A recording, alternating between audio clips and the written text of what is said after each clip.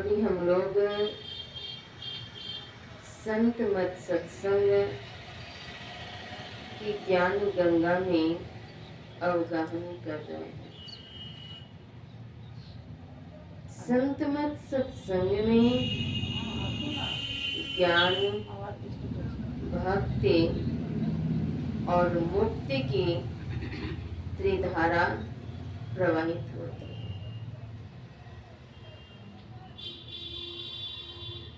इन ज्ञान में जो अवगाहन करते हैं, अर्थात इस सत्संग में जो अवगाहन करते हैं, उसे भक्ति मिलती है, मुक्ति मिलती है, शांति भी मिलती है। हम गंगा जी के निकट जाएं, गंगा की कलकल धारा को देखें। गंगा के तट पर बैठकर अथवा खड़े होकर नेत्र से दर्शन कर रहे हैं, लेकिन अगर उस जल में डुबकी नहीं लगाई तो स्नान करना नहीं होगा। डुबकी लगाई तब स्नान किए। संत मत सत्संग की ज्ञान गंगा में अवगाहन कर रहे हैं, लेकिन केवल तन को बिठाए हुए हैं, मन को अगर नहीं बैठाया तो वह अवगाहन करना नहीं।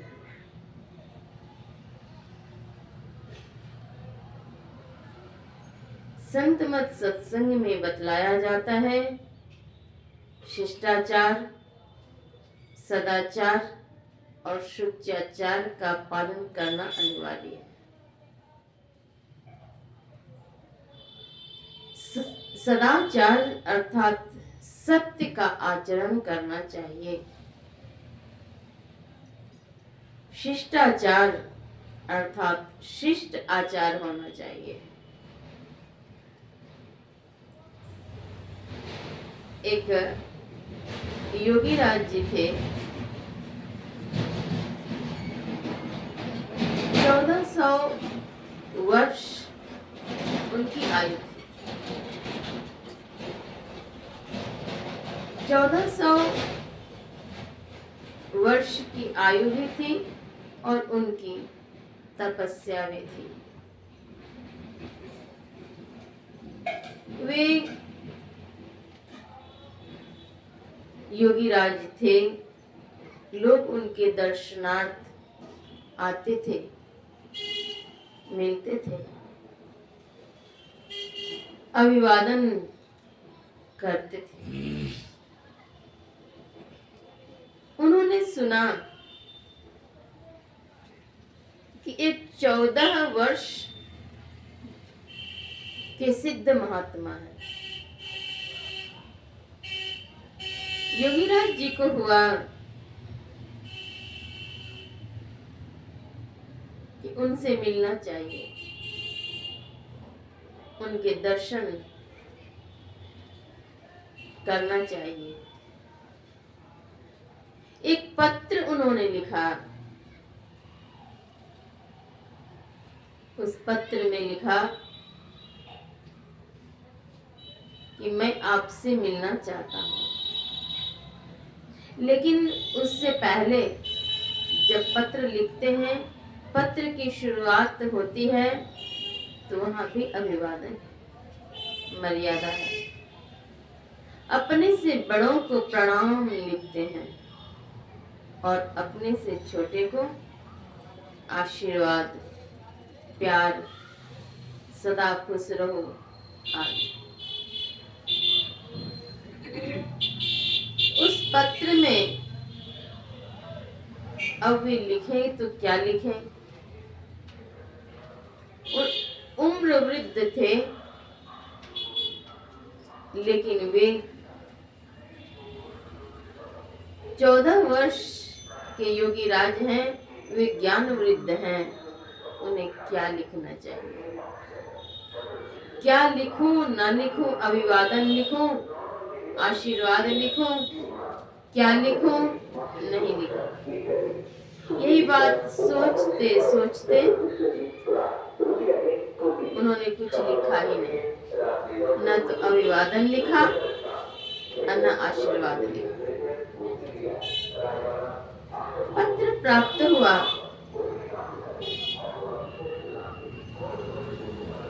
पत्र प्राप्त होने पर पत्र को 14 वर्ष के सिद्ध संत ने पढ़ा। उनकी बहन थी निकट में ही। बहन ने कहा, भैया क्या पढ़ रहे हैं? भाई ने कहा, लो तुम भी पढ़ लो, देख लो। उन्होंने देखा तो कहा, भैया जिस तरह का पत्र है उसी तरह का उत्तर भी होना चाहिए।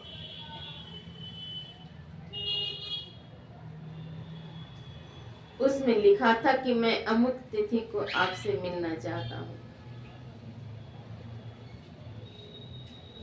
अब वे आते हैं मिलने के लिए। 1400 वर्ष के योगी राज 14 वर्ष के महात्मा से मिलने आते हैं। जब आते हैं तो सिंह की सवारी और सर्प के चाबुक से वे आते हैं। संतों की दृष्टि सूक्ष्म होती है, वे देख लेते हैं। उन्होंने देखा कि योगीराज जी मिलने आ रहे हैं। वे उस समय चबूतरा पर बैठे हुए थे। देखते हैं कि योगीराज जी मिलने आ रहे हैं मुझसे। उन्होंने कहा कि जैसा प्रश्न वैसा उत्तर भी होना चाहिए, जैसा पत्र वैसा उत्तर भी होना चाहिए। वे सिंह की सवारी से आ रहे हैं और सर्प के चाबुक को लेकर के। तो उन्होंने कहा चबूतरे को, अरे चबूतरा चल, संत की अगुवाई करने के लिए चल। कहाँ वे चेतन लेकर के आ रहे थे, चबूतरा तो जड़ है। संत आ रहे हैं, उनकी अगुवाई करनी है, अभिवादन करना है। जड़ को कहा चल। वे वहीं से चल दिए चबूतरे की सवारी को लेकर के। योगीराज जी ने देखा कि मैं तो चेतन को लेकर के आ रहा हूं और ये जड़ को ही लेकर के आ रहे हैं। तुरंत सवारी से उतर करके उनका अभिवादन किया, प्रणाम किया। 14 वर्ष के योगी हैं। कहाँ हुए 1400 वर्ष के हैं। अभिवादन किया उन्होंने और तब फिर अपने आश्रम पर, अपने स्थान पर लाकर उनका अभिवादन किया। संत मत सत्संग में बतलाया जाता है कि 4 प्रकार के वृद्ध होते हैं। ज्ञान वृद्ध, पद वृद्ध, आयु वृद्ध, संबंध वृद्ध। 4 प्रकार के वृद्ध होते हैं।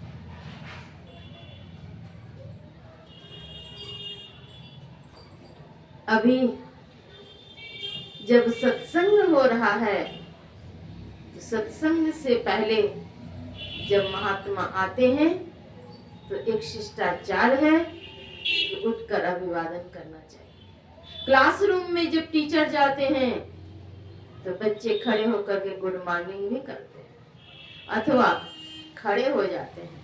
खड़ा होना मतलब अभिवादन करना। क्या संत मत सत्संग में यह मर्यादा नहीं है? अवश्य है, लेकिन सत्संग में अवगाहन करना नहीं जाने, अवगाहन किया ही नहीं।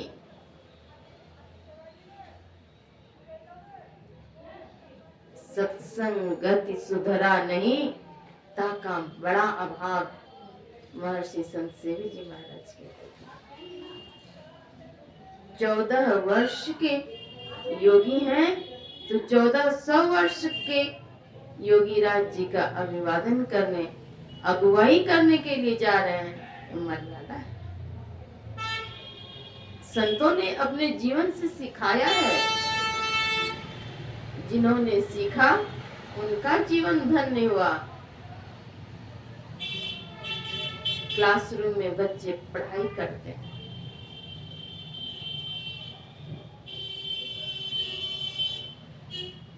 उस पढ़ाई में कोई फर्स्ट, कोई सेकेंड, कोई फेल भी करते हैं।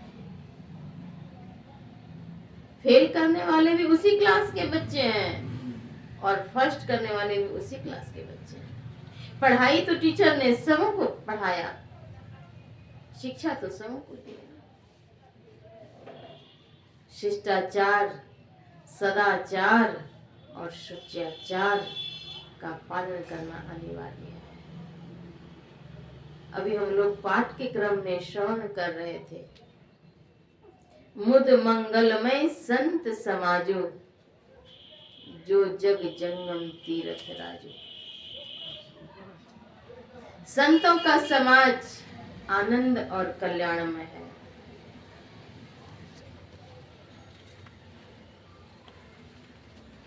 संतों की वाणी को जो श्रवण करते हैं, जो श्रवण करते हैं और श्रवण करके जो हृदयंगम करते हैं, उनका महाभाग है। अभी हम लोग श्रवण कर रहे थे, बट विश्वास अचल निज धर्मा, तीर्थ राज समाज सुकर्मा, सब ही सुलभ सब दिन सब देशा, सेवत सादर समन कलेसा। कैसा सेवन करते हैं? कैसे? तो सादर, आदर के सहित। रामचरितमानस में गोस्वामी जी महाराज लिखते हैं कि आदर सहित यह संत समाज रूप तीर्थराज सबको सब दिन और सब देशों में सुलभ है। लेकिन वह आसानी से कब मिलता है? तो आदर सहित सेवा करने से। अनादर से सेवा करने से नहीं मिलता, आदर सहित सेवा करने से मिलता है और यह दुख का नाश कर देता है। सब ही सुलभ। अपने धर्म में विश्वास की अचलता संत समाज रूप प्रयाग में अक्षय वट है और सुकर्म इस तीर्थ राज का मेला है। बाहरी संसार के मेले में खाने पीने पहनने ओढ़ने अर्थात उपयोग की अनेकानेक वस्तुएं मिलती है, और वह मेला कौन सा है, कैसा है?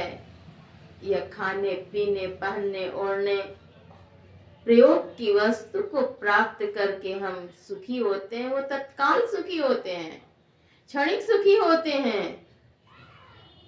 लेकिन वह सुख कैसा?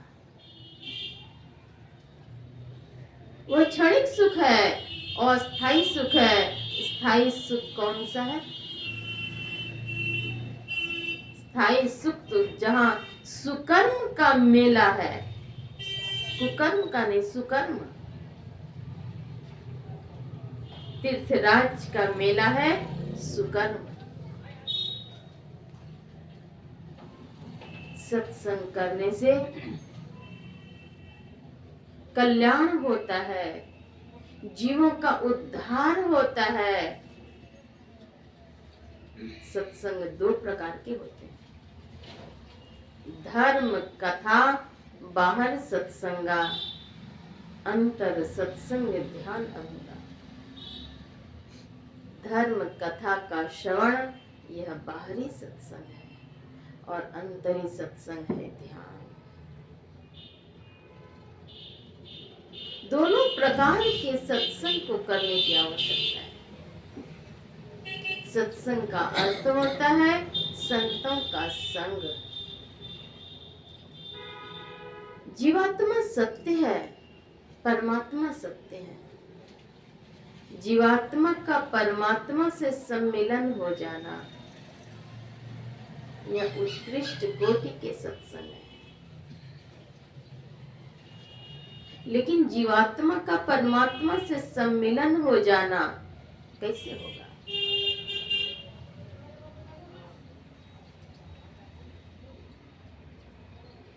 इसकी विधि जाननी पड़ेगी। विधि को बतलाने वाले संत सद्गुरु होते हैं। उसी को कहते हैं दीक्षा। उस विधि को जानेंगे, साधन करेंगे, तब जीवात्मा परमात्मा का सम्मिलन होगा। जीवात्मा स्त्री रूप में है और परमात्मा प्रियतम पति के रूप में है। जीवात्मा का सम्मिलन जब परमात्मा से हो जाएगा तब अक्षय सुख की प्राप्ति होगी। वह सुख जिसका की क्षय नहीं, नाश नहीं। जीवात्मा परमात्मा का सम्मिलन है।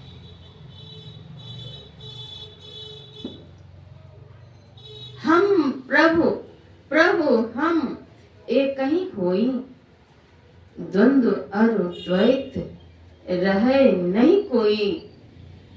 मैं ही ऐसी आरती कीजय, भव मह जन्म बहुरी नहीं लीजय। हम प्रभु और प्रभु और हम एक हो जाएंगे। द्वंद्व और द्वैत की स्थिति नहीं रहेगी। लेकिन यह सम्मिलन कैसे होगा? धर्म कथा बाहर सत्संगा।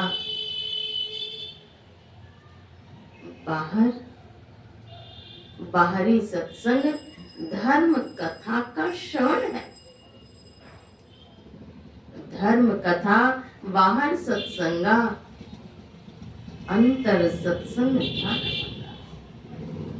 अंतरी सत्संग है ध्यान। जब बाहरी सत्संग करेंगे उससे प्रेरणा मिलेगी, जागृति मिलेगी और तब अंतरी सत्संग होगा। वह अंतरी सत्संग ध्यान है। ध्यान करेंगे तब परमात्मा से सम्मेलन होगा, अक्षय सुख की प्राप्ति होगी। लेकिन हाँ, जिस समय से सत्संग करना शुरू करेंगे उसी समय से आनंद का उद्रेक होने लगेगा, शांति मिलने लगेगी। उसी समय से लाभ की प्राप्ति होगी। संसद गुरु के पावन चरणों में जाकर दीक्षा लेंगे।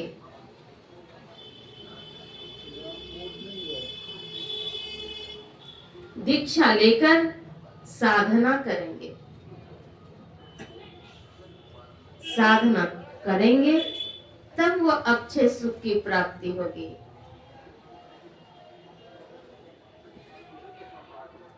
ऐसे नहीं होगा।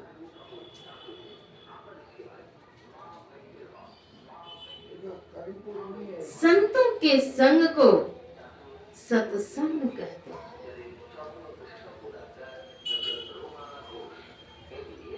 सत्संग नित अरु ध्यान नित रहिए करत संलग्न हो, व्यभिचार चोरी नशा हिंसा झूठ तजना चाहिए।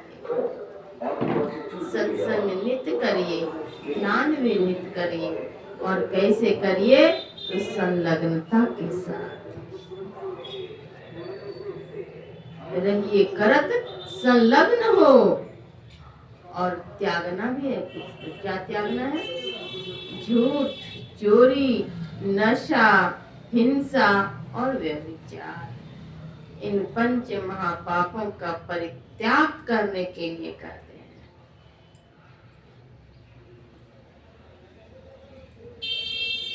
संत कौन है, कहाँ है, अगर नहीं जानते हैं, हमेशा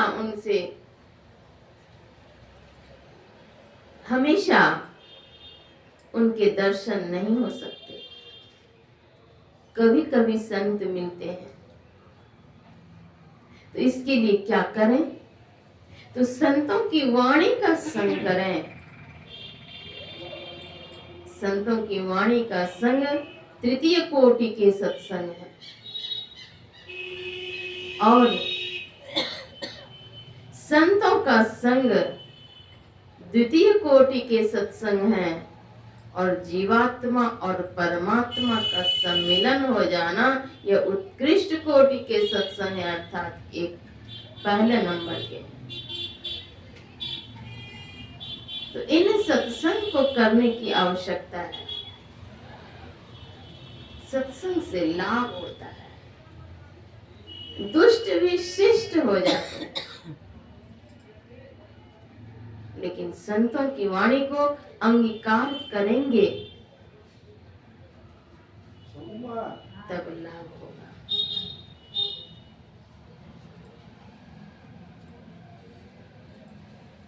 दुखों से निवृत्ति का एकमात्र उपाय है सत्संग।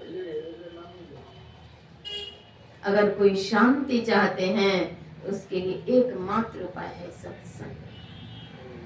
बंदों संत समान जित। संतों की वंदना गोस्वामी तुलसीदास जी महाराज जी ने की है। दुष्टों की भी वंदना उन्होंने की है। बंदों संत असज्जन चरणा, क्योंकि दुष्ट हमें विघ्न नहीं दे, इसलिए उनकी भी वंदना कर लिए। बंदों बिनु सत्संग विवेक न होई, बिना सत्संग के सार असार का ज्ञान नहीं होगा, विवेक विलोचन का उन्मीलन नहीं होगा, और वह सत्संग राम कृपा के बिना सुलभ भी नहीं होगा। बिनु सत्संग विवेक न होई, राम कृपा बिनु सुलभ न सोई। राम की कृपा के बिना वह सुलभ भी नहीं होगा। जब द्रवहि दीन दयाले राघव, साधु संगति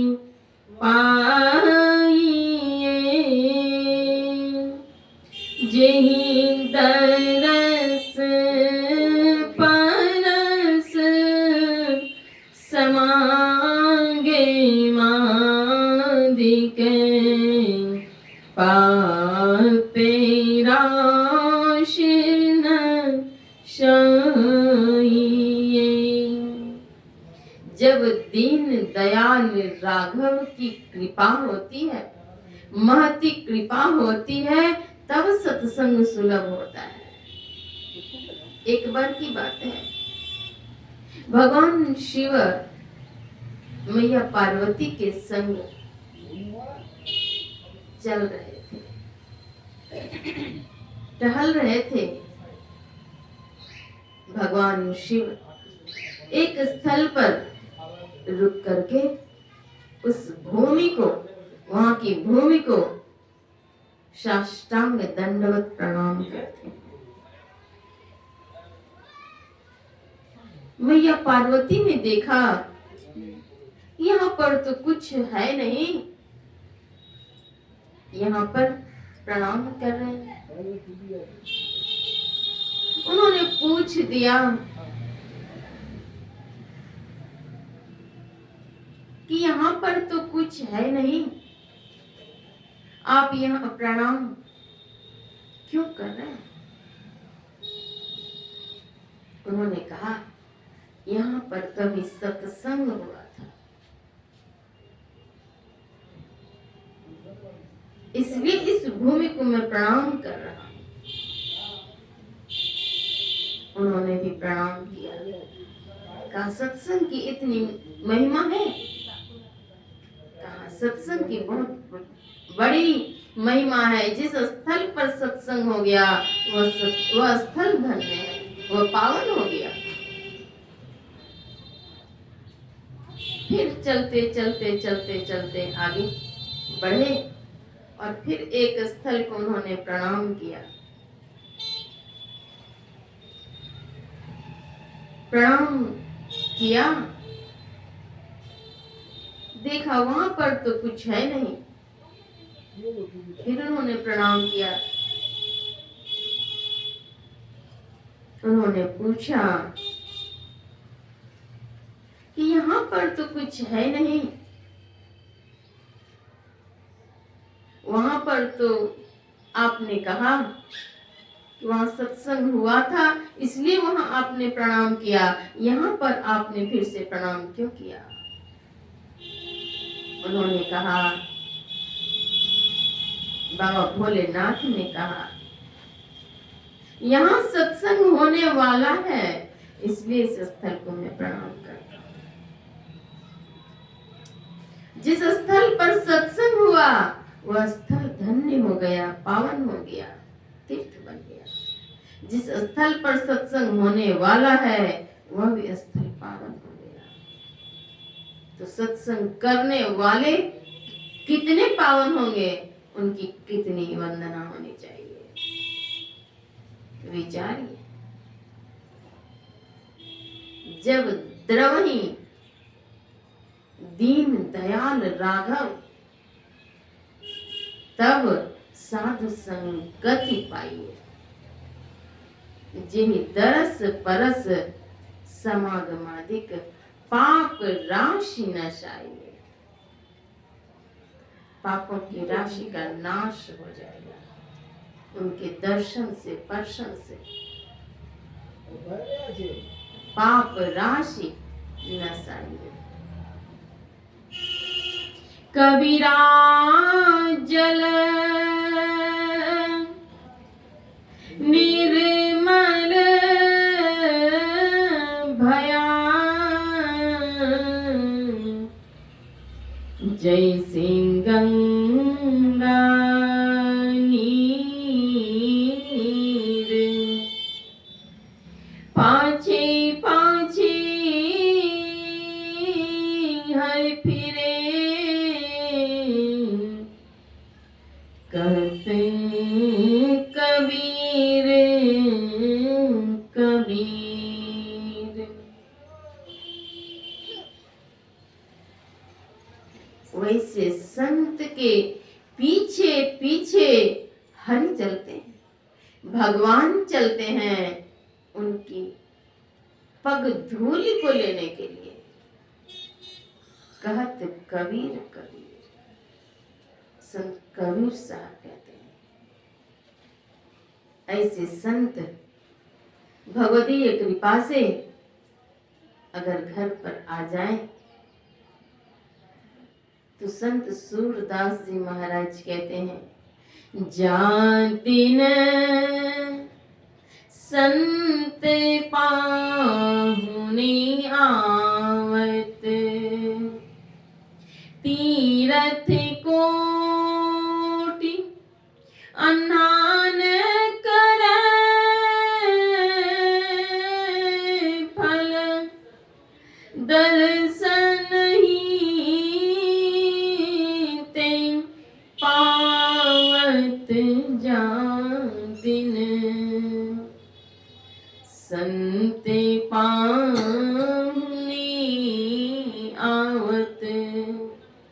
जिस दिन संत पाहुन आते हैं तो तीर्थ कोटि कोटि तीर्थ के स्नान का फल मिल जाता है। संत धर्मदास जी महाराज कहते हैं, धन है मैया केरा भाग की गुरु मोरा अभी गेला। हे धन है मैया केरा भाग की गुरु मोरा अभी गेला। हे गुरु मोरा अभी गेला कि प्रभु मोरा अभी गेला। हे धन है मैया केरा भाग की गुरु मोरा अभी गेला। अवभाव कारी कर बरसैया से प्रेम परोसा लगायब की गुरु मोरा अभी गेला। हे धन है मैया केरा भाग की गुरु मोरा अभी गेला। उस मड़ैया का भाग धन्य है, उस घर का भाग धन्य है जहाँ की गुरु आ गए, वह स्थल धन्य हो गया। तीर्थ कोटि अन्हान करें, कोटि कोटि तीर्थ के स्नान का फल मिल जाता है। इस सत्संग रूपी ज्ञान गंगा में अवगाहन करने के लिए किसी की मनाही नहीं है, किसी को रोक नहीं है, रुकावट नहीं है। सत्संग की गंगा बही जाए चाहे जोरी नहाए, ब्रह्मा नहाए विष्णु नहाए नारद नहाए, डमरू बजाए चाहे जोरी नहाए। सत्संग की गंगा बही जाए चाहे जोरी नहाए। सत्संग की ज्ञान गंगा बह रही है, इसमें जो चाहे सब अवगाहन कर सकते हैं, कोई मनाही नहीं है।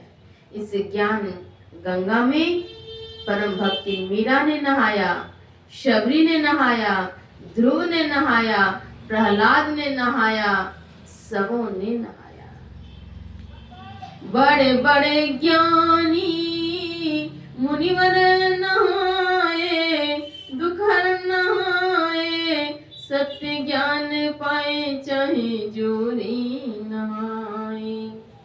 सत्संग की गंगा बही जाए चाहे जोरी नहाए। सत्संग की ज्ञान गंगा बह रही है, जो चाहे अवगाहन करे।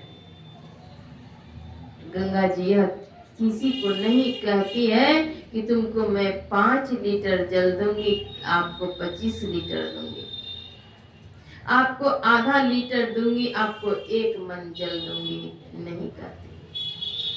जो जितना बड़ा बाट लेकर के जाता है, जितना बड़ा पात्र लेकर के जाता है, वह उतना जल उसमें समाहित कर लेता है।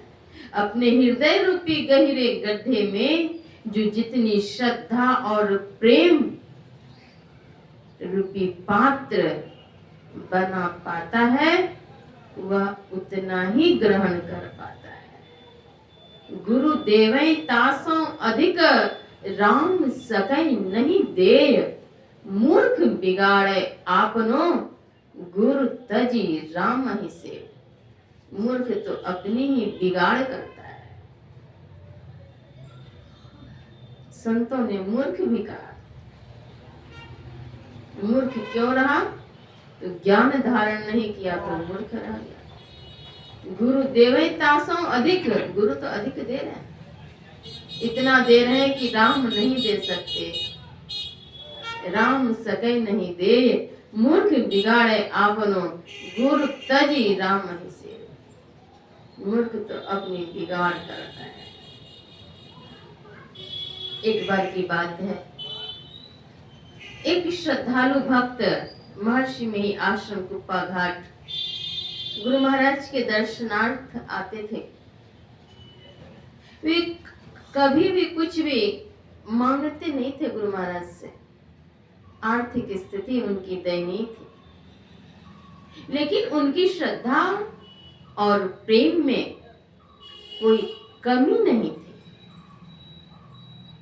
वे सत्संग करते थे, दर्शन करते थे और फिर अपने घर वापस जाते थे। सद्गुरु महाराज एक दिन मौज में आए, उनकी श्रद्धा, उनके प्रेम को देखकर। सद्गुरु महाराज कहते हैं कि आप कटहल लेकर आएंगे, कटहल मुझे खिलाएंगे? कहते हैं जी हुजूर। कहते हैं कटहल लेकर के आइए। वे जाते हैं घर, अपने बाल बच्चे को, अन्य व्यक्ति को कहते हैं कटहल ला करके दो मार्केट से।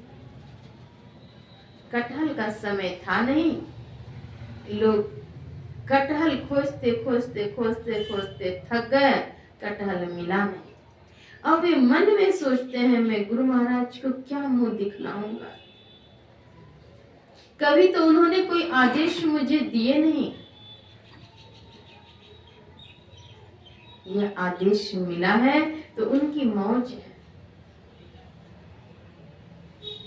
कटहल मिल नहीं रहा है, मैं क्या मुंह दिखलाऊंगा।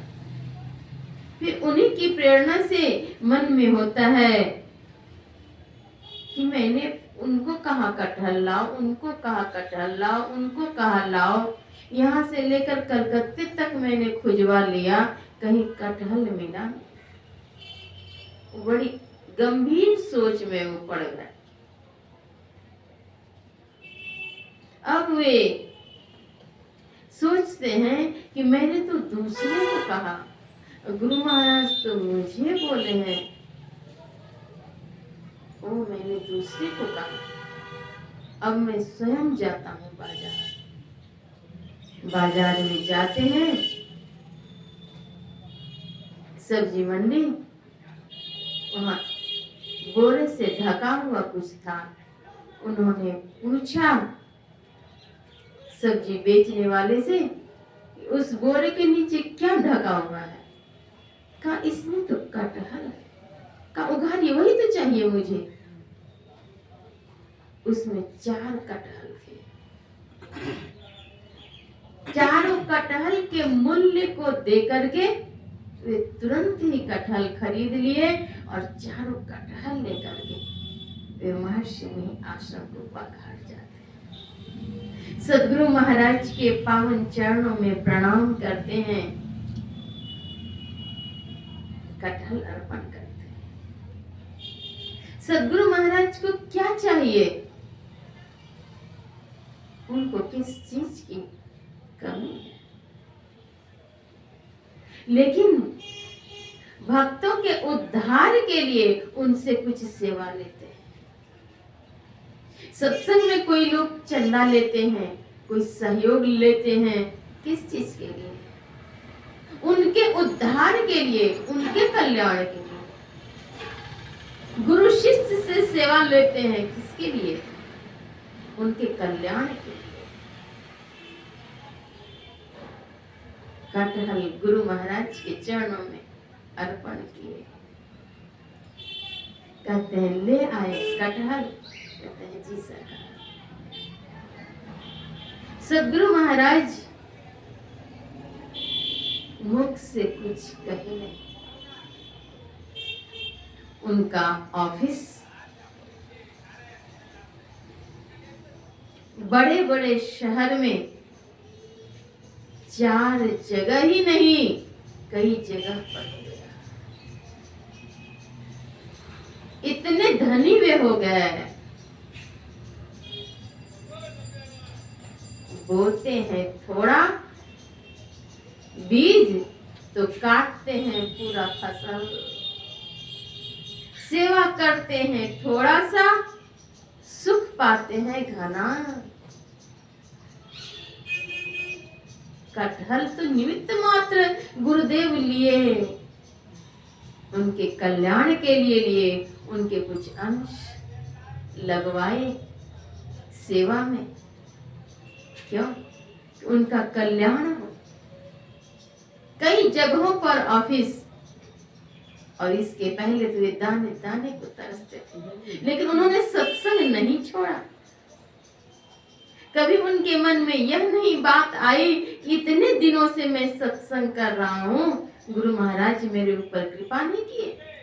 कोई शिकवा नहीं, कोई शिकायत नहीं, कोई ग्लानि नहीं। आजकल लोग जोगी फकीर भी बन जाते हैं तो कहते हैं बेकार जोगी बन गया। इसका मतलब है गुरु की महिमा को उन्होंने नहीं जाना। केवल पढ़ने से नहीं होगा। गुरु सत गुरु सम हित नहीं कोई, को निश दिन कर गुरु सेवा। गुरु सेवा सम कौन सेवा। यहाँ तो है गुरु की सेवा के समान कोई दूसरी सेवा नहीं है। गुरु सेवा सम, गुरु सेवा के समान दूसरी कोई सेवा नहीं है। निशिदिन कर गुरु सेव जी। इतना ही नहीं और कह दी गुरु तजी और न चित्त बसाइए। गुरु को त्याग करके और किसी को चित्त में बसाइए ही नहीं, स्थान दीजिए ही नहीं। गुरु तजी और न चित्त बसाइए। गुरु मंत्र जप, गुरु ध्यान कर, गुरु सेव कर, तो कैसे? अति प्रीत कर। अति प्रीत के साथ कह रहे हैं गुरु महाराज सेवा करने के लिए। अति प्रीत कर। गुरु की आज्ञा मान्य प्यारे। हे प्यारे लोगों, गुरु की आज्ञा को मानो।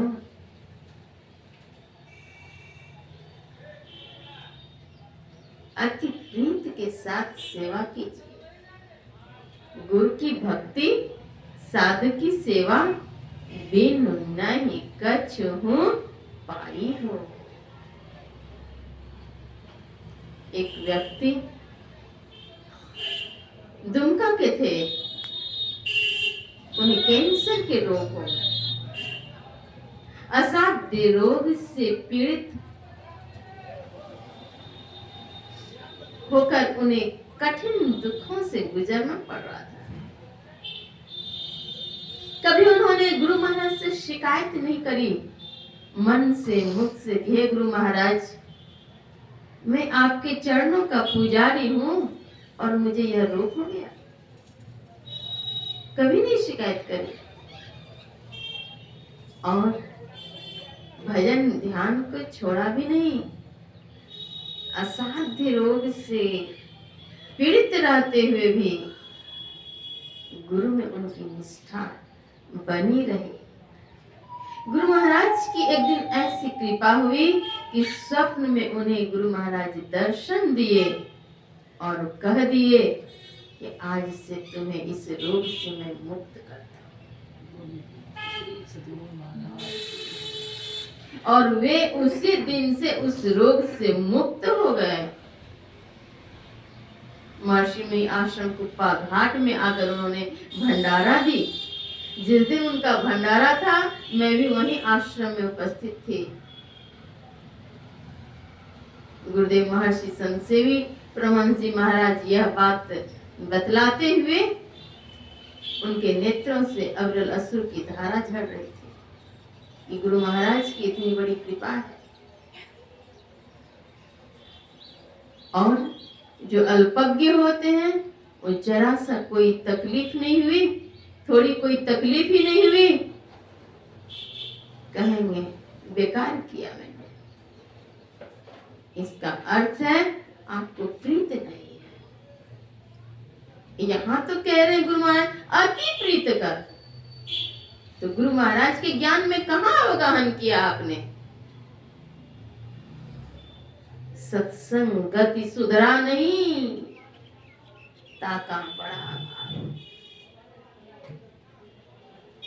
गुरु को रखिए शीश पर, गुरु ज्ञान को, गुरु को शीश पर राखिए, चलिए आज्ञा मार, तब तीन लोक भय नहीं। तब होगा गुरु की आज्ञा को शीश पर धरेंगे, तब तीनों लोकों में भय नहीं रहेगा, और नहीं तो भय व्याप्त रहेगा, भयभीत रहेंगे, और जहां भय रहेगा तो हम दुखी रहेंगे। गुरु से कपट कछु नहीं राखो, उनके प्रेम अमी को चाखो, मीठी बोल बोलियो उनसे, अहंकार से सब कछु बिन से, सो उनसे कहूँ करियो नाही, नहीं तो रहियो भगहीमान। गुरु से कपट नहीं रखो, छल नहीं रखो, दुराव छिपाव नहीं रखो, अवहेलना नहीं करो, मीठी बोल बोलियो उनसे। बोलेंगे कड़वा, सफाया देंगे हम तो अच्छा बोल रहे हैं, मन जान रहा है कि हम कड़वा बोल रहे हैं, लेकिन मुख से एक शब्द, अच्छा शब्द, केवल शब्द का प्रयोग करते हैं। गुरु सत गुरु सम हित नहीं को, निशिदिन करिए सेव, निशिदिन करिए सेव। तन मन आत्म रक्षक है गुरु, गुरु ही का नाम एक लेवे। गुरु कैसे होते हैं? माता होते हैं बड़ी छोड़ करें नित, पिता होते हैं अधिक भलाई है, कुल मालिक होते हैं बड़ी कृपा धारे, गुरु सम नाहि सहाय। गुरु के समान कोई उपकारी नहीं है, कोई हितकारी नहीं है। इसलिए गुरु की आज्ञा के अंदर में स्वयं को रखें, उनकी कृपा मिलेगी, जीवन सफल होगा, सार्थक होगा, यही लोक और परलोक मंगलमय होगा, दैहिक दैविक भौतिक इन संतापों से मुक्ति मिलेगी। इसलिए सत्संग करें, ध्यान करें। आज का यह सत्संग सफल हुआ। बड़ी लंबी प्रतीक्षा,